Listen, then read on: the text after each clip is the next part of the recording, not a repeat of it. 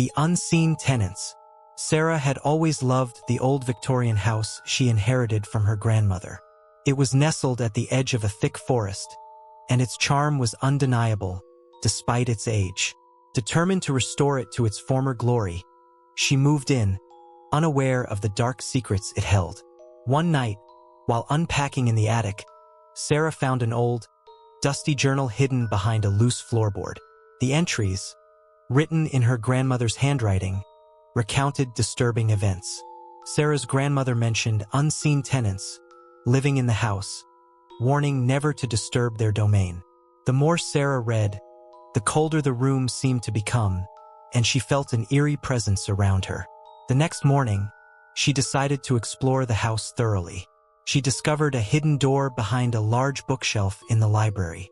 It led to a narrow, spiraling staircase descending into darkness.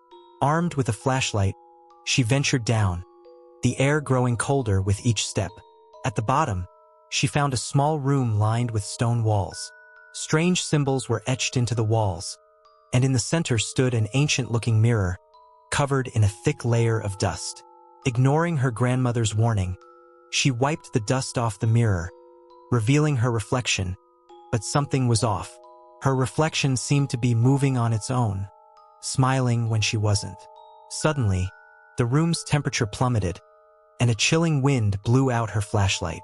In the darkness, she heard whispers, not just one voice but many, all around her.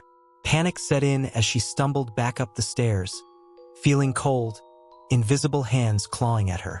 She burst into the library, slamming the door shut behind her. That night, Sarah couldn't sleep. The whispers from the basement seemed to echo through the house. She felt eyes on her, watching her every move. Determined to get to the bottom of the mystery, she contacted a local historian the next day. He told her about the house's dark past. It was built by a man who practiced dark rituals and was said to have trapped souls within its walls.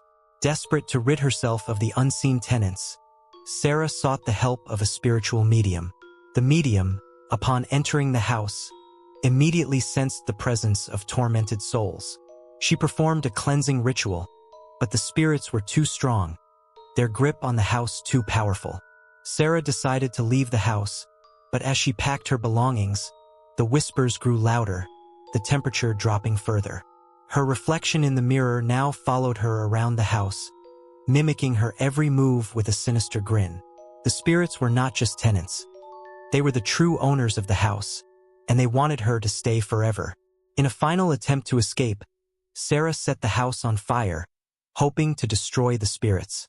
As she watched the flames consume the house, she heard the whispers one last time, blending with the crackling fire. She left the property, but the sense of being watched never left her.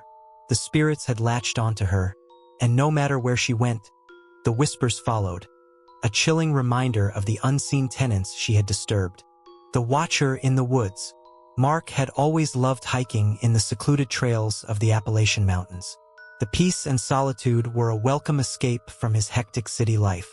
One summer, he decided to explore a new trail that was said to be beautiful but rarely visited due to its remote location.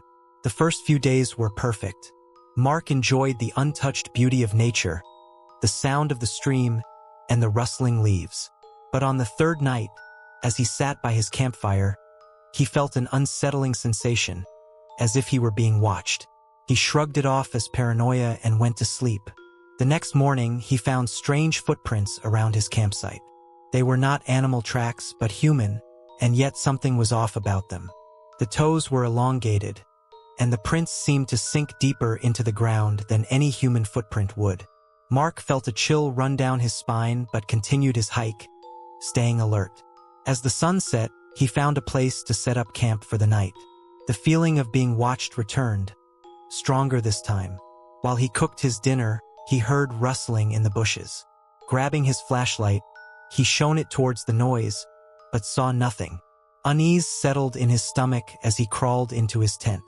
In the dead of night, Mark woke to the sound of low, guttural breathing just outside his tent. Holding his breath, he listened as the breathing circled his tent, slow and deliberate. Mustering his courage, He unzipped the tent and shone his flashlight into the darkness. Two glowing eyes stared back at him from the edge of the clearing. They were not animal eyes, but something more sinister, more intelligent.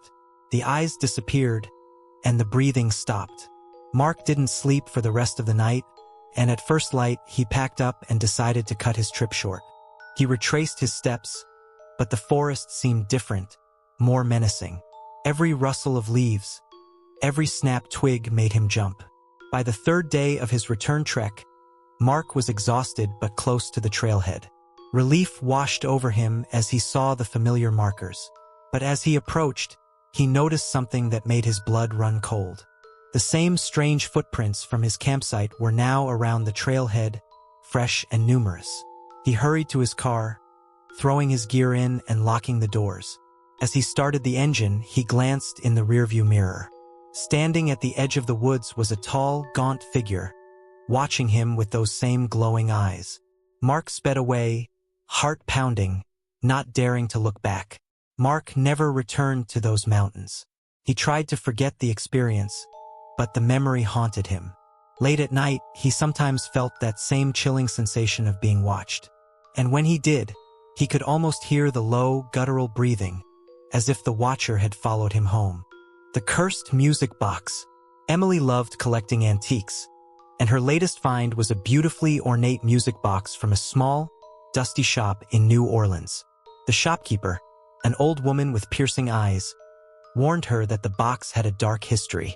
Ignoring the warning, Emily bought it, enchanted by its craftsmanship. Back home, she placed the music box on her dresser. It was intricately carved with strange symbols and had a delicate ballerina inside. Curious, she wound it up. The music that played was hauntingly beautiful, a melody that seemed to linger in the air long after it stopped. That night, Emily had a nightmare. She was in a dark, cold room, the music box playing in the background. The ballerina inside the box began to move on its own, dancing faster and faster. Suddenly, the ballerina's face turned towards Emily, its eyes hollow and black. Emily woke up in a cold sweat, the music still echoing in her mind. Over the next few days, strange things started happening. Objects moved on their own, lights flickered, and she felt a cold presence in her apartment. The nightmares continued, always featuring the music box and the sinister ballerina. Desperate for answers, Emily returned to the antique shop, but it was gone, replaced by an empty lot. Determined to rid herself of the cursed item, she decided to destroy the music box. She took it to the woods, where she planned to burn it.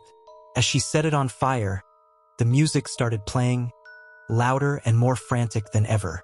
The flames seemed to dance to the melody, and Emily heard whispers around her, though no one was there. Suddenly, the fire went out, and the music stopped. The box was untouched by the flames. Terrified, Emily threw it into a nearby river, hoping it would sink to the bottom. As it disappeared into the water, she heard the haunting melody one last time, faint but clear. Thinking she was finally free, Emily returned home. But that night, the nightmares were worse than ever. The ballerina now had a face, one that looked eerily like the shopkeeper. The eyes were still hollow, but the expression was one of pure malice. Emily woke up screaming, the music box's melody ringing in her ears. From that night on, Emily's life was a living nightmare. The music box had cursed her, and no matter where she went, the haunting melody followed. She moved to a new city, changed her name, but the nightmares never stopped. She could hear the music box's tune in her dreams and sometimes, even while awake. Years passed, and Emily grew older, always looking over her shoulder, always hearing that cursed melody. The ballerina's face haunted her every night. She knew that the music box had claimed her soul and that she would never escape its curse. The haunting melody was her eternal torment, a reminder of the darkness she had unwittingly invited into her life.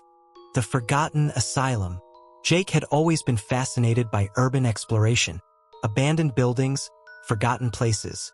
He loved the thrill of discovering secrets hidden in the decaying structures. One day, he came across an old asylum on the outskirts of town. It was said to be haunted, but that only fueled his curiosity. With a flashlight and his camera, Jake ventured inside. The air was thick with dust, and the building creaked with every step. Graffiti covered the walls, and broken furniture littered the halls. Despite the decay, there was an eerie beauty to the place.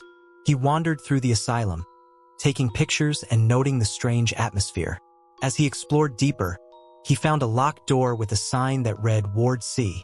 Intrigued, he managed to pry the door open and stepped into a long, dark hallway. The temperature dropped as he walked further, and an uneasy feeling settled over him. He entered one of the rooms, which appeared to be an old treatment room. Rusty equipment lay scattered, and the walls were covered in strange symbols. As he snapped a picture, he heard a faint whisper behind him. Turning around, he saw no one, but the whispering continued, growing louder. He felt a cold breath on his neck and spun around, but again, nothing. The whispers seemed to come from the walls themselves, echoing through the empty corridors. His heart pounded as he decided to leave Ward C. As he made his way back, he noticed that the layout seemed to have changed. Hallways that should have led to the exit now led to dead ends. Panic set in as he realized he was lost. The whispers followed him, growing more frantic. He could feel invisible eyes watching him, the air thick with a malevolent presence. Desperate, he ran through the maze-like corridors, the whispers now deafening. He stumbled upon a room he hadn't seen before. Inside, he found an old journal. Flipping through it, he read about the asylum's dark past. Patients tortured, experiments gone wrong, and a mass escape that led to the asylum's closure. The last entry mentioned a ritual to trap the souls of the dead within the asylum, ensuring they could never escape. Jake realized with horror that he was not alone. The spirits of the tortured patients were still here, and they were angry. The door slammed shut behind him, and the room grew cold. The whispers turned into screams, and shadows moved in the corners of his vision. He could feel them closing in on him. With no other choice, he recited the ritual described in the journal, hoping to appease the spirits. The air grew still and the temperature rose. The whispers faded, replaced by an oppressive silence. Jake slowly made his way to the exit, his heart still racing. As he stepped outside, he took a deep breath, grateful to be free of the asylum's grasp. But the experience had left its mark. He could still hear the whispers in the dead of night, feel the cold breath on his neck. The spirits of the asylum had followed him home, and he knew that no matter where he went, he would never be truly free of their presence. The forgotten asylum had claimed another soul, and its whispers would haunt him forever.